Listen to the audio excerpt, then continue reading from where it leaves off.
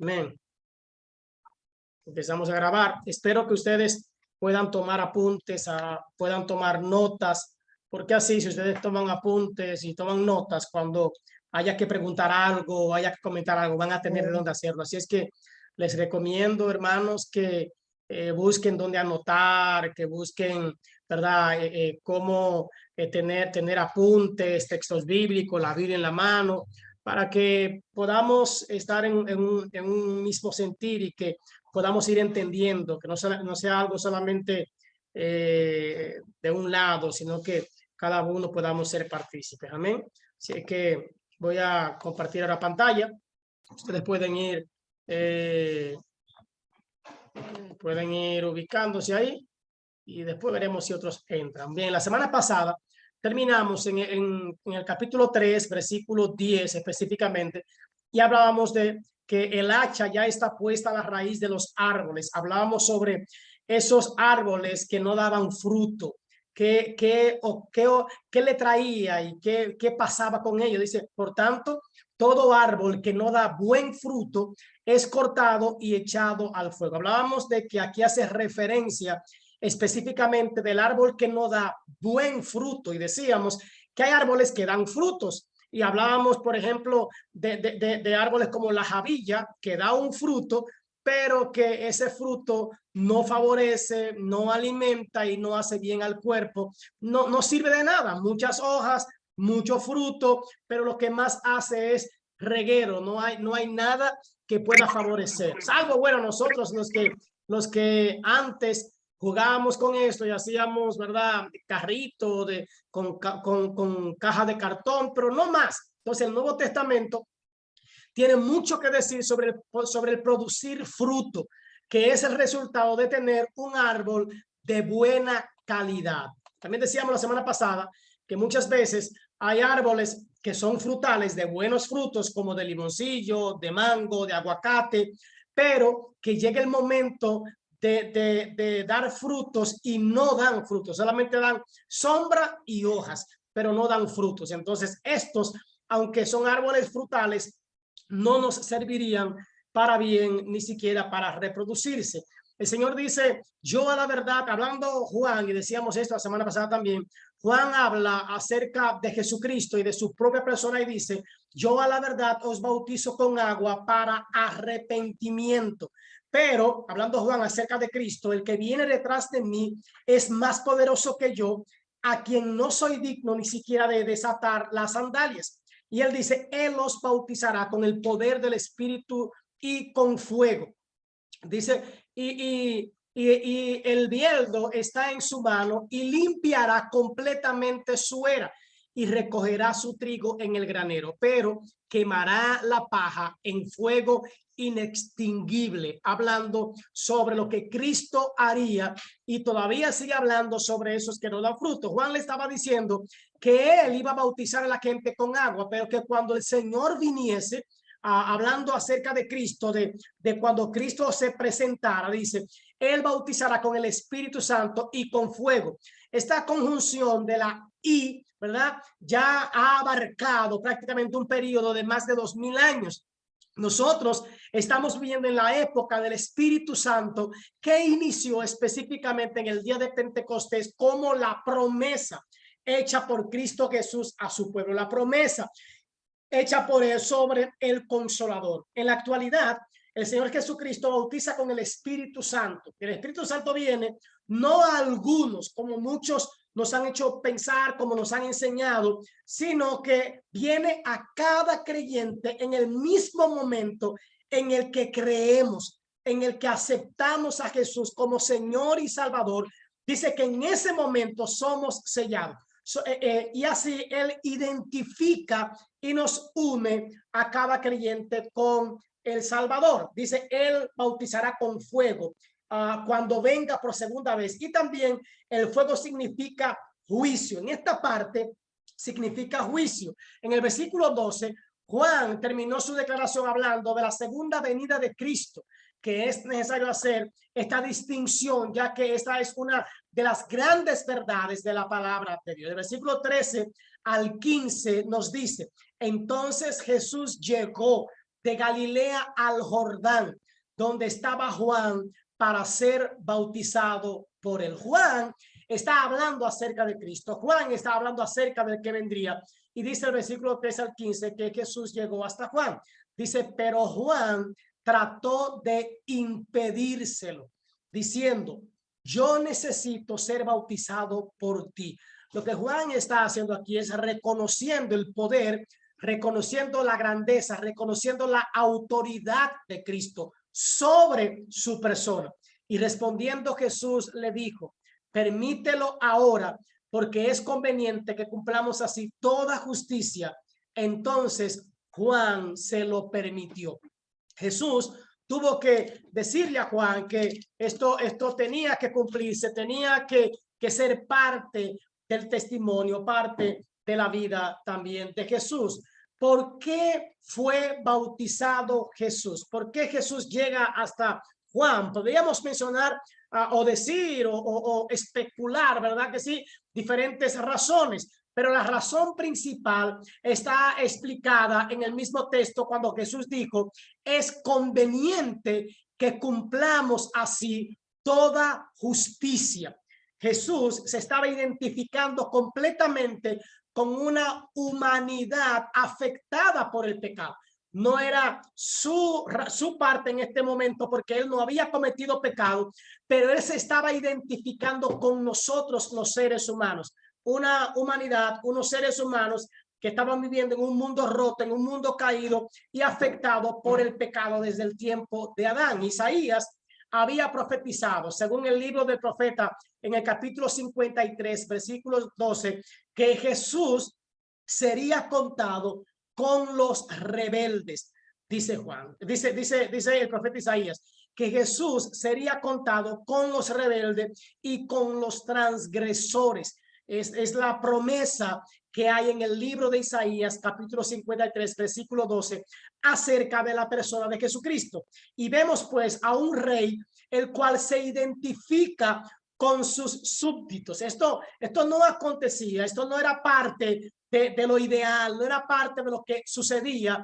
De hecho, el bautismo tiene la connotación de esa identificación de Jesús, de Dios mismo con los seres humanos. Y pensamos que esa identificación fue el motivo fundamental del bautismo de nuestro Señor Jesucristo, para identificarse con la humanidad, para hacerse en todo como uno de nosotros. Además, el Señor Jesús no fue bautizado para establecer un ejemplo, no fue para darlo como ejemplo de bautismo, ni con el objeto de fijar un modelo que las personas pudieran seguir, porque Juan ya estaba bautizando. Antes de él ir a Juan, ya Juan bautizaba, fue bautizado para identificarse totalmente con nuestra humanidad, para hacerse en todo como uno de nosotros. Entonces Jesús no fue bautizado para enseñarnos a nosotros a ir a las aguas. Y a veces cometemos el error, ¿verdad? Sí puede ser, podemos ponerlo o tenerlo como un ejemplo de que él fue bautizado en las aguas, pero él no fue bautizado para que nosotros aprendiéramos a ir a las aguas para el bautismo. No, porque ya antes Juan ya estaba bautizando. Recordemos que según nos habla Marcos en el capítulo 10, versículo 38, él les dijo a sus discípulos, a Jacobo y a Juan, cuando solicitaron sentarse uno a su derecha y el otro a su izquierda en el reino, él dijo, ustedes no saben lo que piden. Ustedes pueden beber la copa que yo bebo. Es más, ustedes pueden recibir el mismo bautismo con el que yo soy bautizado, le habla el Señor Jesucristo. Y un tercer motivo para el bautismo de Jesús en aquel tiempo, él fue separado también para ejercer su servicio como sacerdote. Recuerden que Jesús fue llamado no solamente el rey, no solamente el Mesías, él también, y lo vamos a ver más tarde, fue llamado sacerdote, fue llamado profeta también.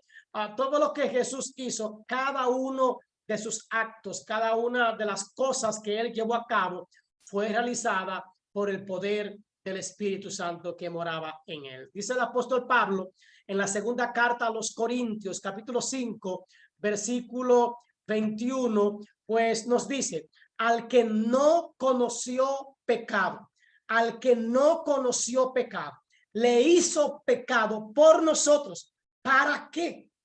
¿Para qué le hizo pecado por nosotros? Dice la palabra, para que fuéramos hechos justicia de Dios en él. La palabra justicia no solamente tiene que ver con la connotación de que Dios nos aceptara, de que Dios nos viera con buenos ojos. La palabra justicia tiene mucho que ver con la santidad. El hecho de que Cristo no solamente viniera, sino que se hiciera pecado por nosotros, que muriera por nuestros pecados, esto nos hace justos. Esta palabra justicia delante de Dios habla de la santidad. Recuerden que Jesucristo no solamente nos redimió, Jesucristo nos regeneró, Jesucristo nos justificó y Jesucristo nos santificó delante del Padre.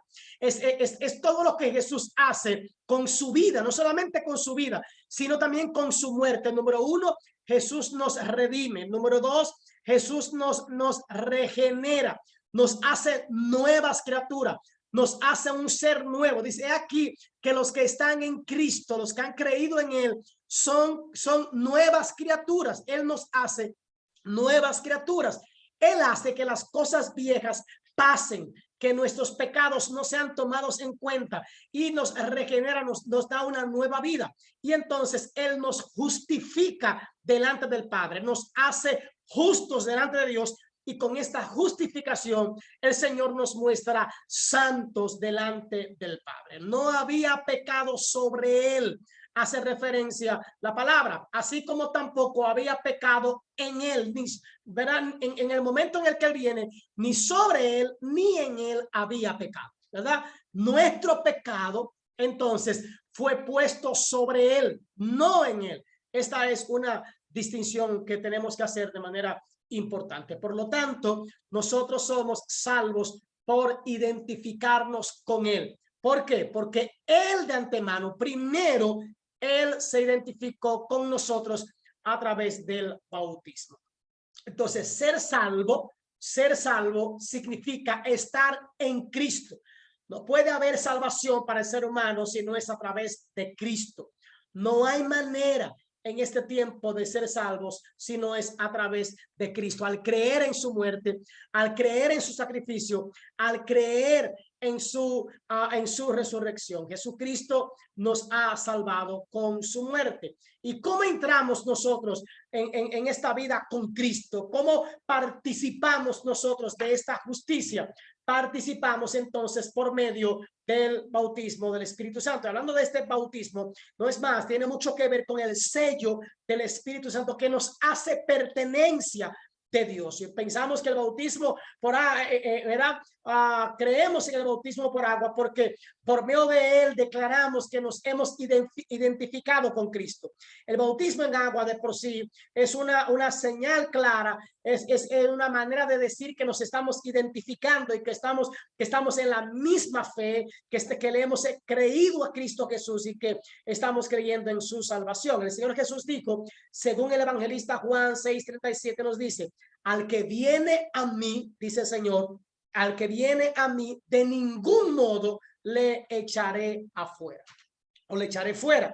Nosotros necesitamos ir a Cristo, reconocer que Él es nuestro Salvador, reconocer el sacrificio que Él hizo por nosotros en la cruz del Calvario. No hay manera de que podamos ser salvos si no vamos a Él, si no reconocemos su señorío, su poder, su autoridad sobre todas las cosas y el hecho de que Él se entregó para darnos salvación y vida eterna. Entonces debemos reconocer, cada persona, cada creyente debe reconocer que tenemos que identificarnos con Cristo. Y esto es llevado a cabo por el Espíritu Santo. Jesús mismo dijo, no los dejaré huérfanos, sino que os enviaré al Espíritu Santo, al Consolador.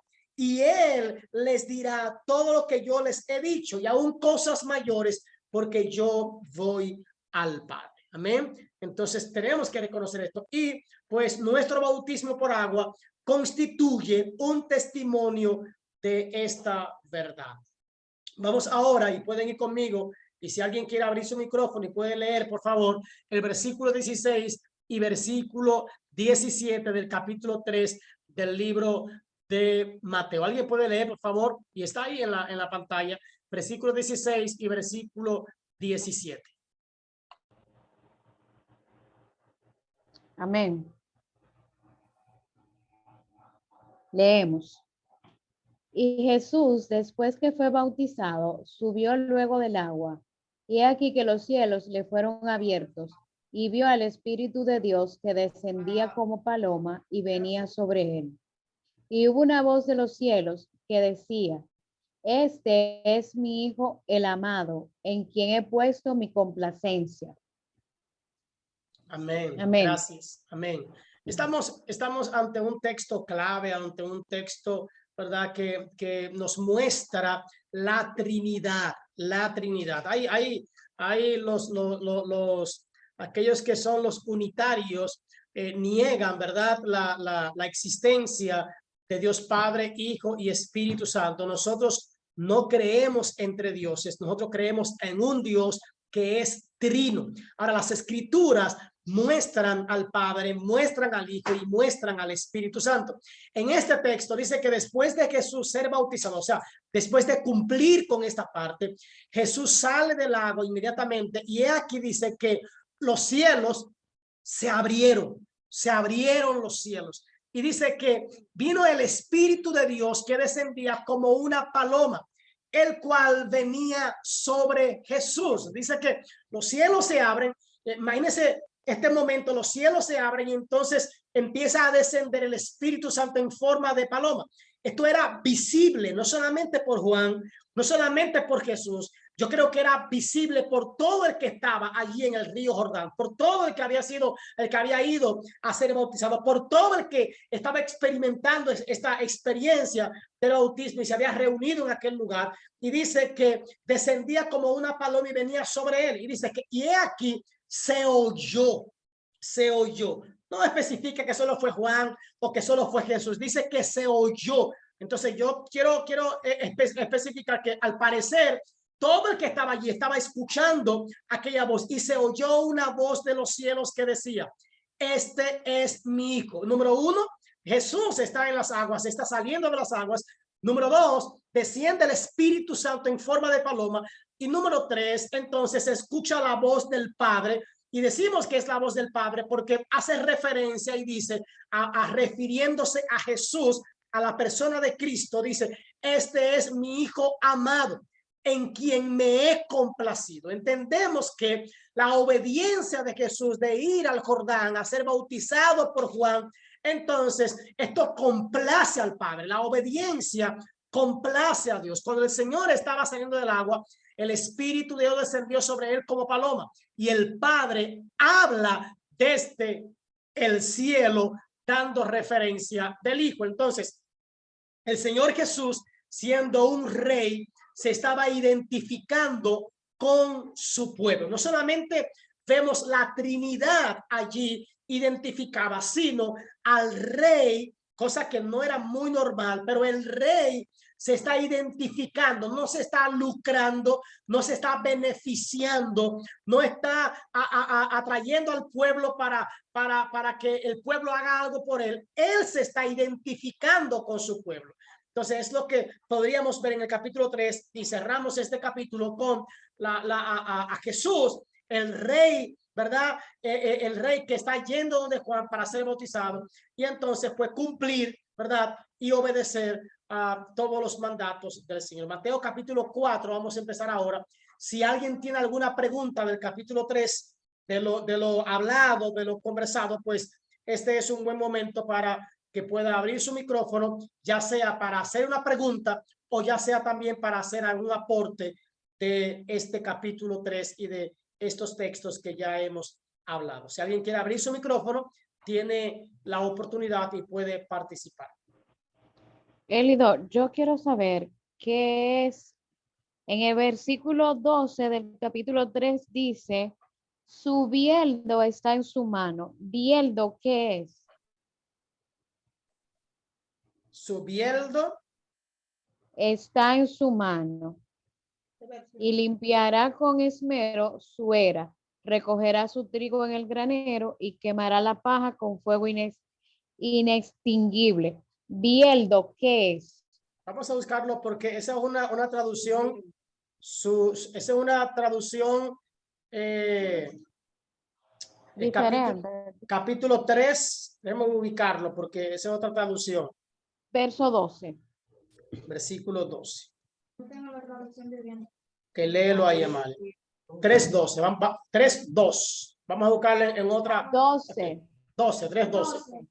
Está listo para separar el trigo de la paja con su rastrillo. Ok.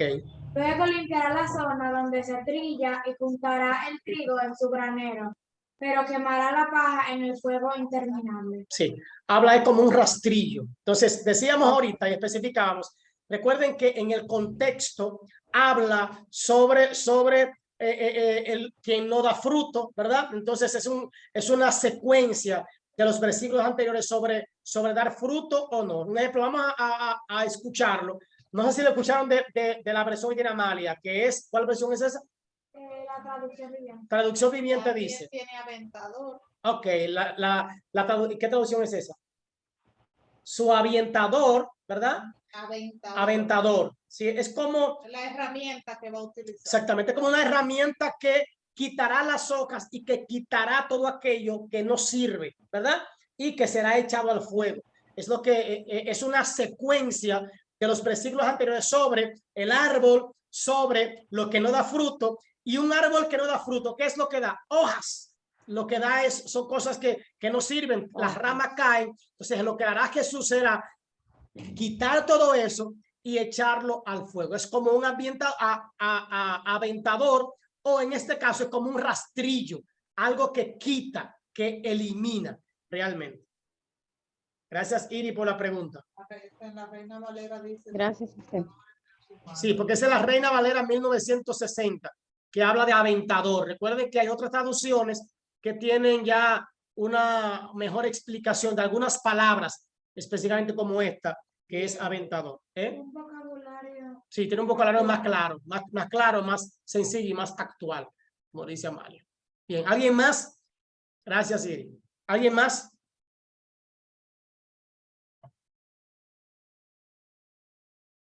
¿Todo claro del capítulo 3 entonces? Bien, entonces habrán subido. Vamos a el capítulo 4, donde vamos a ver que después de Jesús ser bautizado, después de este tiempo, pues vamos a ver aquí la tentación de Jesús en el desierto. Vamos a ver el principio de su ministerio público, el cual fue en Capernaum, y también el llamado de 4 de sus discípulos junto al mar de Galilea. Esto es, a grosso modo, lo que se puede visualizar en el capítulo 4. Vemos en el capítulo 4, en el inicio, la triple tentación de Jesús. Jesús es tentado, ¿verdad? Como un ser humano que fue, dice que Jesús descendió del cielo para nacer entre nosotros y así poder identificarse con nosotros. Si él no es tentado, si él no es probado, entonces no hay tal identificación, ni tampoco hubiese sido como nosotros. Jesús creció, ¿verdad? Como cualquier niño. Y aunque no vemos en las escrituras, porque sería imposible entonces tener en los libros, ¿verdad? Toda la historia desde punto por punto de Jesús. No hay necesidad de esto, pero Jesús creció como cualquier otro niño, excepto que él era inocente y sin pecado. Lo que nosotros creemos es que aún en el tiempo de Jesús crecer, en el tiempo de estar con María, con José, con los compañeros, de ir a estudiar, porque no tiene que mencionarse que Jesús estudió. Yo pienso que estudió, no solamente fue un carpintero, sino que estudió, ¿verdad?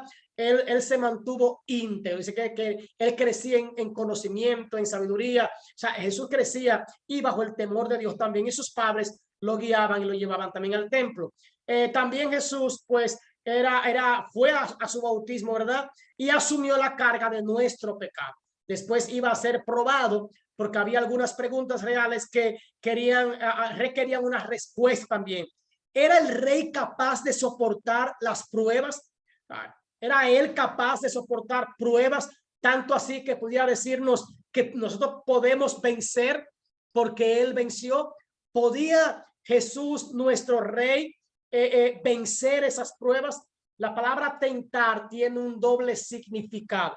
Cuando Jesús fue tentado de una manera triple, esto tiene un doble significado.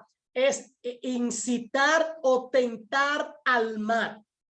Al mal. Es como seducir. La palabra tentación es incitar o tentar al mal, o es seducir. Hay algo en cada uno de nosotros que nos hace ceder ante el mal. Hay muchas cosas en nosotros, ¿verdad? Dice el mismo apóstol que todo ese pecado nos lleva, nos mueve a hacer lo que Dios no quiere que hagamos. Pero Jesús era diferente, ¿verdad? Aunque era humano, él era diferente. Según la carta a los Hechos, a los Hebreos 7:26, dice que él era santo, que él era inocente, inmaculado y apartado de los pecadores. Cuando habla de apartado de los pecadores, no era que no se juntaba con los pecadores, era que no cometía los actos que estos hacían, era que no se hacía igual que ellos. Entonces es lo que hace referencia. Así que la tentación para Jesús tenía que ser diferente, de la que nos haría caer a nosotros. No, en el sentido de que tenía que ser una tentación mucho más grande. Lo que se piensa es que las tentaciones de Jesús fueron tentaciones mucho mayores que la que nosotros podríamos pasar. La palabra probar se utiliza mucho, y tentar también, pero dice la palabra que Dios no tienta a los seres humanos con el mal, de acuerdo con la epístola de Santiago 1:13. Sin embargo, en Génesis 22:1 se nos dijo que Dios probó a Abraham, que Dios lo probó, queriendo decir que Dios probó la fe de este hombre, no que lo llevó a una tentación. Jesús iba a ser probado. ¿Podía haber caído Jesús? Bueno, quisiéramos responder con un enfático no. Él no podía haber caído, es lo que quisiéramos responder, ¿verdad? Él no podía haber caído. Si hubiera podido ser vencido, entonces tú y yo no tenemos en absoluto un Salvador seguro. Pero si fue tentado, era para poder vencer las pruebas o las tentaciones. ¿Amén? Sí, modestamente enseñando aquí unos lo que era el tipo de rastrillo del que hablábamos ahorita. ¿Amén? En algunas versiones dice pala, sí, en otra dice aventador, sí, era como una dice bieldo, en varias versiones dice bieldo. Bien, gracias. Podemos decir también que ese era el motivo por el cual Jesús fue probado, para poner en evidencia, para demostrarnos, ¿verdad?, que él no podía ser vencido. Entonces tenemos a un vencedor como Señor. Tenemos a alguien que venció las pruebas, que venció las tentaciones, que venció el mal. Por lo tanto, su prueba era mayor que las nuestras. Hay un límite para lo que nosotros podemos soportar. Si nos enfrentan con una tentación y nos aumentan la presión, ¿verdad? Finalmente podemos llegar a sucumbir. Y esto también sería así, pues, en el caso de cualquier ser humano. Pero Cristo no cedió, aunque la presión sobre él continuó y aumentó. Jesús no cedió. Otra característica muy interesante de la tentación de Jesús es la comparación y también el contraste con la prueba y que Eva fue sometida en el jardín del Edén. En el primer lugar, podríamos buscar, ¿verdad?, la parte de Eva y la parte de Cristo. Cristo fue probado en el desierto, en un desierto. ¿Sabes lo que es un desierto? Donde no hay nada, donde cualquier cosa puede hacer sucumbir a cualquier ser humano. Mientras que Eva, al contrario, ¿verdad?, fue probada en un jardín. Óyame qué contraste, de un desierto a un jardín. Versículo 1 al 3 del capítulo 4. Entonces Jesús dice, fue llevado por el Espíritu al desierto para ser tentado por el diablo. Y después de haber ayunado 40 días y 40 noches, entonces dice, tuvo hambre. Y acercándose el tentador le dijo, si eres hijo de Dios, di que estas piedras se conviertan en pan. Esta fue la misma clase de tentación, por así decirlo, que le vino a Eva. La primera fue física. En Génesis 3:6 dice que ella vio que el árbol era bueno para comer. La primera tentación de Jesús fue física. La primera tentación de los primeros humanos también fue física. Al Señor Jesús se le dijo que convirtiese las piedras en pan. La primera epístola de Juan 2:15-16 dice que tal tentación para el cristiano no es la pasión de la carne, es decir, los malos deseos de la naturaleza humana. Y el versículo 4 continúa diciendo, pero él respondió, hablando de lo que Cristo respondió y dijo, escrito está. Y toma esa palabra que Jesús usa, escrito está. No solo de pan vivirá el hombre, sino, o sea, hace una aclaración, no hace una negación, está haciendo una aclaración, sino de toda palabra que sale de la boca de Dios. ¿Ven? Estas palabras proceden del libro de Deuteronomio específicamente. ¿Sí? Específicamente. Viene de Deuteronomio 8:3. Jesús es muy seguro que conocía esta afirmación. Claro, él es Dios, ¿verdad? Y él creía que era la palabra inspirada por Dios. Lo que se habló en Deuteronomio, Jesús lo está citando ahora en el desierto. No solo de pan vivirá el hombre, sino de toda palabra que sale de la boca de Dios. Vamos ahora a la segunda tentación. Versículos 5 y 6 nos habla y dice, entonces el diablo le llevó a la ciudad santa. Como no pudo con la tentación física, con el hambre, con la necesidad que tenía, dice que le llevó a la ciudad santa y allí le el templo y allí le dice, si eres el Hijo de Dios, lánzate abajo, pues escrito está. A sus ángeles te comendará o te encomendará, te pondrá, te enviará y en las manos te llevarán. No sea que tu pie tropiece en piedra. El diablo estaba citando ahora, como él vio que Jesús le citó la palabra, el diablo ahora está citando el Salmo 91, versículo 11 y versículo 12. Aunque él no lo estaba citando con exactitud, estaba diciendo una media verdad, Satanás. Ahora, esta era la tentación espiritual ante la persona de Jesucristo. Pero para Eva, en contraste con Eva, fue que ella vio que el fruto era deseable para alcanzar ¿qué? Sabiduría. De cierto sabe Dios que si comen de este árbol seréis como él y tendréis conocimiento del bien y del mal. O sea, sabiduría para el cristiano. Y continuando con la referencia en primera de Juan 2:16, corresponde a la arrogancia de la vida. La arrogancia de la vida. El versículo 7 nos dice la vanagloria, ¿verdad? Arrogancia o vanagloria, ¿verdad? Pero Jesús le dijo, también está escrito, o sea, ok, tú me estás citando la palabra, pero también está escrito, no tentarás al Señor tu Dios. A sabienda de que Satanás le estaba diciendo solo una parte del texto al maestro. Cuidado con esto, hermano. Cuidado con tomar una parte A, una parte B del texto. No, tenemos que leer todo el texto. Tenemos que leer las escrituras tal y cual están.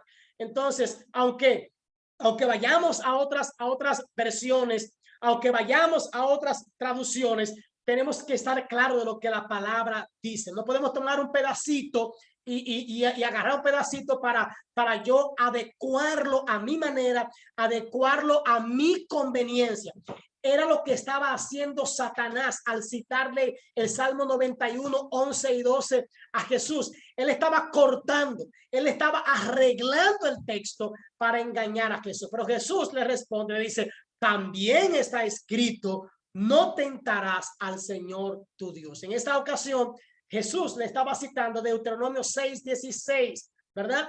Y podemos entonces pasar a la tercera tentación, que fue psicológica. La primera fue física, en la segunda vemos que fue en cuanto a lo espiritual, y ahora es psicológica. Versículo 8 y 9 nos dice, otra vez Ya no puede con la física, no puede con la espiritual. Dice, otra vez, el diablo le llevó a un monte muy alto y le mostró todos los reinos del mundo y la gloria de ellos. Y le dijo, todo esto te daré si postrado me adoraras. Si me adoras, si te inclinas a mí y me adoras, te daré todos los reinos. Decimos que es una tentación psicológica. ¿Por qué? Porque el ser humano anhela, codicia el poder.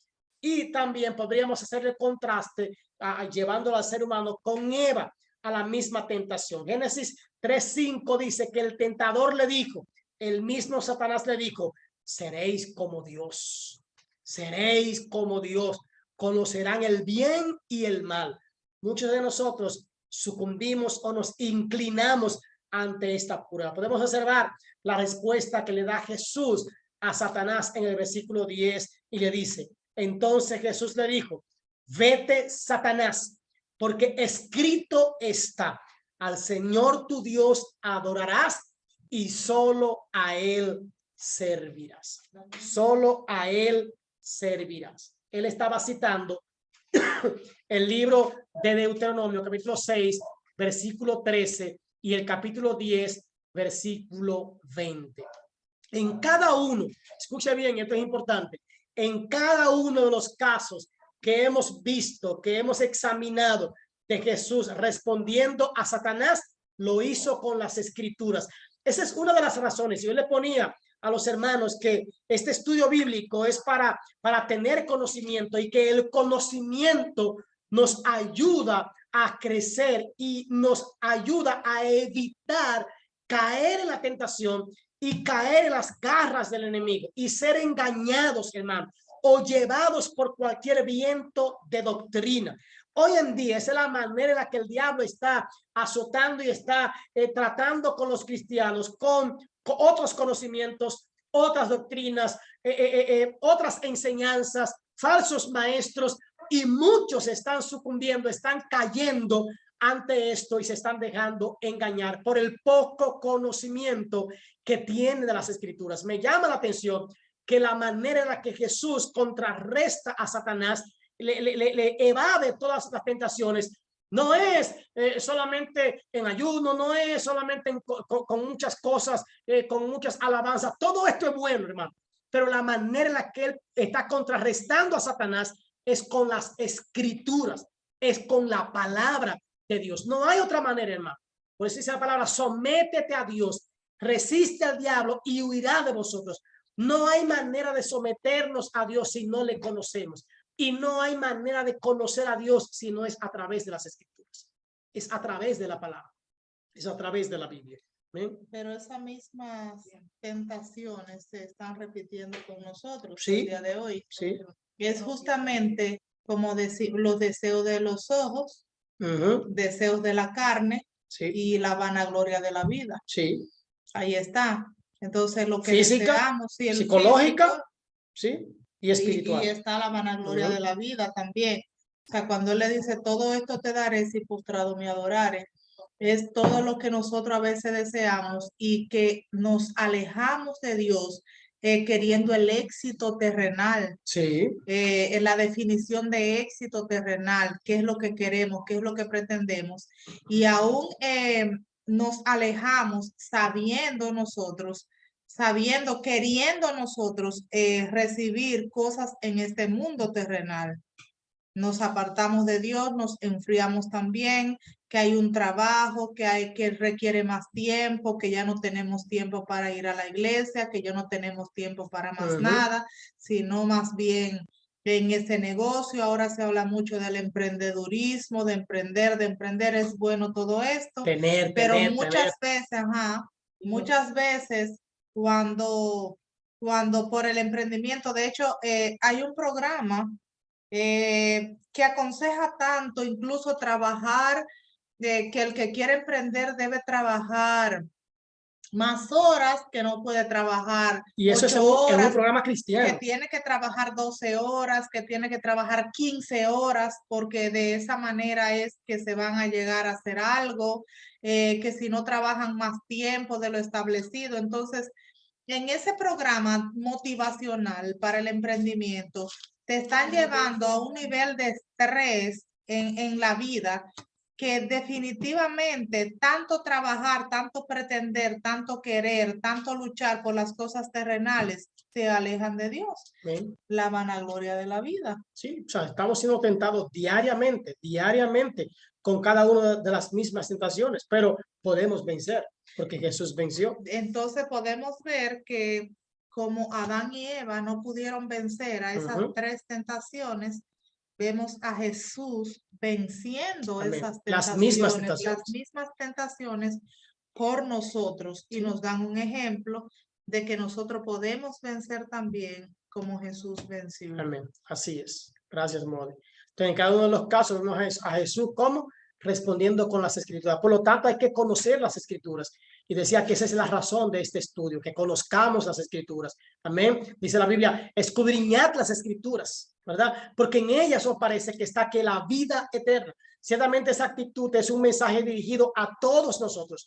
¿Por qué es que muchos tienen problemas al vivir la vida cristiana? Bueno, cada uno podemos decir que el problema está en que somos ignorantes de la palabra de Dios. Lamentablemente, hermano, hay mucha gente que va a la iglesia, hay mucha gente que se congrega, hay mucha gente que asiste a los cultos, pero ignoran la palabra, no escudriñan las escrituras. Solamente es por lo que oyen, por lo que le dicen, por un llamado, por lo que sea, pero no es la escritura en sí la que dirige su vida.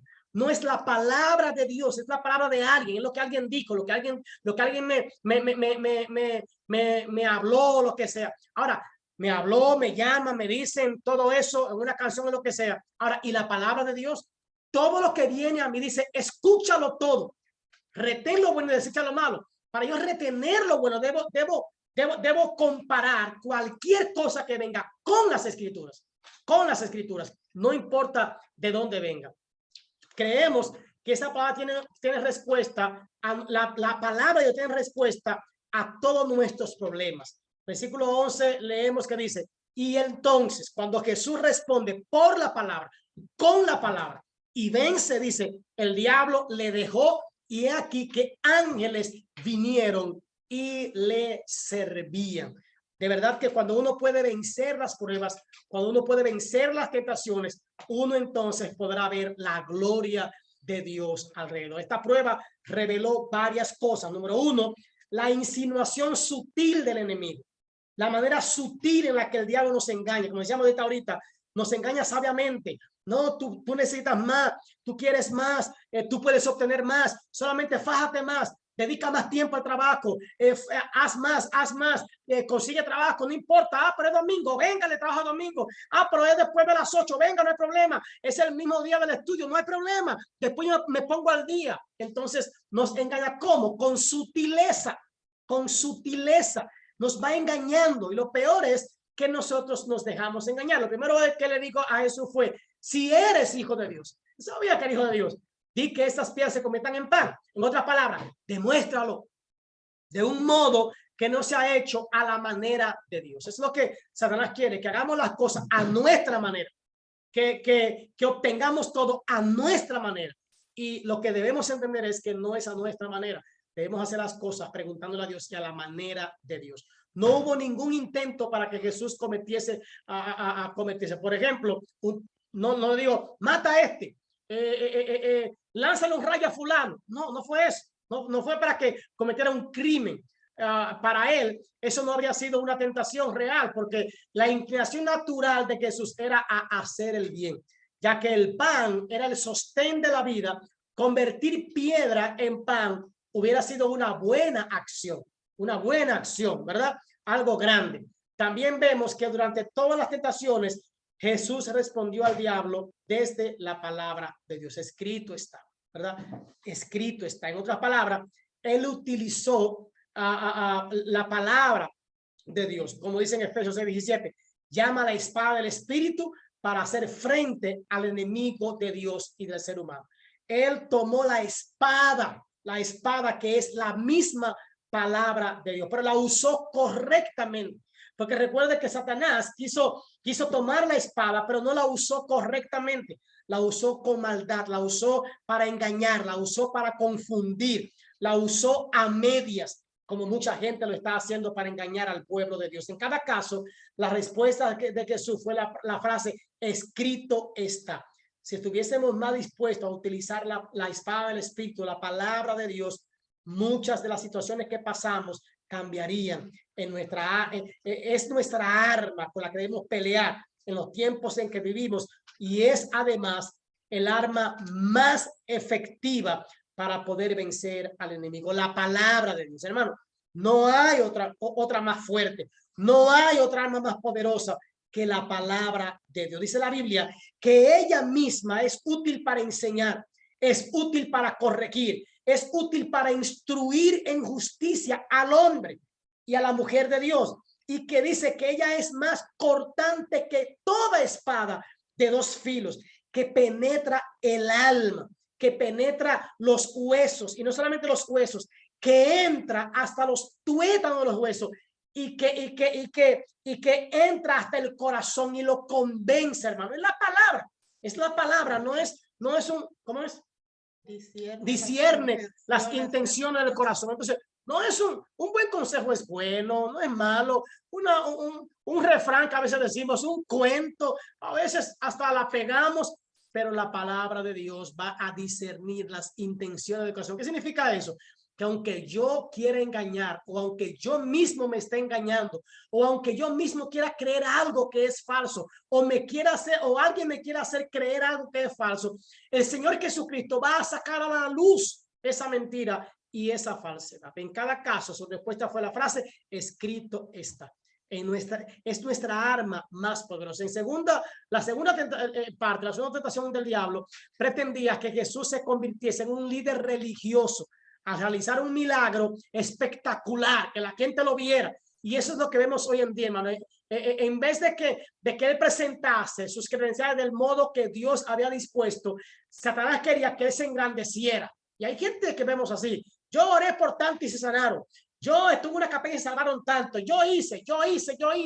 Entonces, quitamos la presencia de Dios, quitamos lo que Dios hace y queremos hacer un nombre, nuestro nombre, no el nombre de Dios, no que glorifiquen a Dios, no que exalten a Dios. Incluso a veces con una falsa humildad decimos, no, la gloria de Dios, hermano, qué bien decir, la gloria de Dios. Muchas veces lo decimos es simplemente de manera falsa, hermano, porque queremos que nos lo digan, queremos que nos alaben. No es malo, no es malo que nos digan lo hiciste bien. Lo malo es que nosotros nos tomemos la gloria y creamos que nosotros lo hicimos, cuando realmente es Dios quien ha obrado y nos ha usado como instrumentos para él glorificarse y hablar a las vidas o hacer su obra en aquellos que nos rodean. ¿Quieres decir algo, Mauro? Sí, que muchas veces nos dejamos engañar por eso mismo y demandamos a Dios señales. Sí. Señales y que surjan señales, que surjan cosas, porque si bien es cierto que los milagros de Jesús ayudaron a la fe de muchos también, en una ocasión la generación perversa demandó señales. También. Mandan una señal, y Jesús le dijo, la única señal es la señal de Jonás, que el Hijo del Hombre va a ser muerto y resucitará al tercer día. Sí. Entonces, no en todo momento van a haber esas señales. Y ahora mismo nos gusta mucho lo que es el espectáculo. Sí. Como un espectáculo y algo que suene mucho en las redes sociales, que se vuelva viral y muchísimas de esas cosas. Pero el Señor fue claro ahí. No tentará al Señor tu Dios. No tengo que hacer cosas solo para demostrar, sino más bien lo que sea necesario, lo que vaya a respaldar lo que es el reino de los cielos. Sí, yo creo que entonces hay muchas cosas que quizás pasan desapercibidas o tal vez en la iglesia hay una adoración que es genuina, no necesariamente espectacular, pero sí genuina, pero le demandamos. Cuando demandamos mucha señal a Dios, es quizás cuando nuestra fe está un poco caída. Cuando andamos demandando. Para creer en Dios tenemos que creer en su palabra. Si el Señor le place hacer milagros, si el Señor le place sanar, tiene todo el poder para hacerlo. Y sí, es muy bueno y nos ayuda bastante cuando ese tipo de señales ocurren, pero no debemos andar buscar detrás de señales. Las señales deben andar detrás de nosotros. Ajá, no debemos andar detrás de señales, porque ahí sí hay señales, porque ahí sí pasan cosas, porque ahí sí pasa el otro, porque ahí sí, detrás de señales. Si no dice que las señales nos seguirán a nosotros. Si andamos en oración, si andamos en rectitud, si guardamos sus mandamientos, que también es muy importante guardar sus mandamientos, el Espíritu Santo estará con nosotros, el Espíritu Santo nos respaldará en cada cosa que hagamos. O sea, yo no puedo, porque yo estaba pensando, ya vamos a terminar con eso, hermano. Yo estaba pensando que a veces arrastramos esa parte de que queremos que nos adivinen, queremos que nos digan, queremos que Dios nos hable. O sea, dice la Biblia, estas señales seguirán a los que creen. No los que creen deben seguir a las señales. Y nosotros estamos siguiendo las señales. Y esto es lo que voy a decir, conforme a lo que dijimos ahorita. O sea, Jesús venció por la palabra y en la palabra. Jesús citó la palabra. Él no tuvo que esperar a alguien que viniera a decirle, tú puedes vencer, tú eres poderoso, tú eres el Hijo de Dios, tú eres esto. No. Él en su momento de debilidad, en su momento de prueba, en su momento difícil, recordó la palabra. Nadie tuvo que